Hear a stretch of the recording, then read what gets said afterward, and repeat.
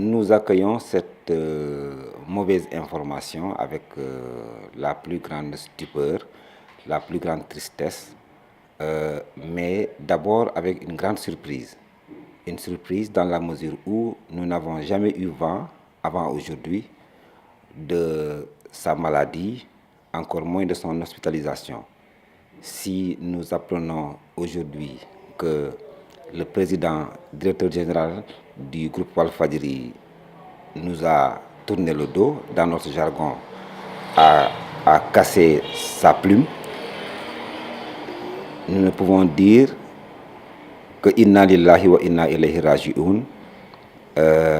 C'est une grande tristesse pour nous, un regret de perdre non seulement un journaliste, un autodidacte, mais un patron de presse.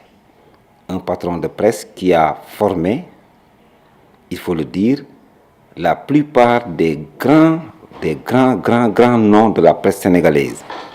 Je prends juste l'exemple de Souleymane Jules Diop, qui était une excellente plume, qui est devenu un ministre de la République.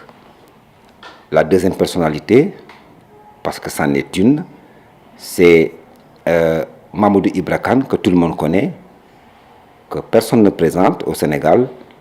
Ils sont tous passés, comme on le dit, entre les mains de Sidi Lamine Niasse, autrement dit, dans son groupe. Donc, il fut un formateur, un journaliste de renom, mais aussi Sidi Lamine Niasse fut un auteur, parce qu'il a rédigé beaucoup d'ouvrages. Il fut également un imam, un guide religieux. Là aussi, tout le monde le connaissait comme tel. Donc, c'est une perte non seulement pour nous, les journalistes, mais aussi pour toute la communauté sénégalaise, je veux dire pour tout le peuple sénégalais. Le mérite de Sidi, c'est d'être un talibé, c'est d'être un dromadaire et revenir pour investir dans son pays. C'était un opérateur économique. Il a créé une entreprise dans un contexte où on parlait de la libéralisation du secteur médiatique. On parlait du NAOMIC, le nouvel ordre mondial de l'information. Il a joué sa partition dans le développement de l'espace médiatique du Sénégal. Donc c'est ça le mérite.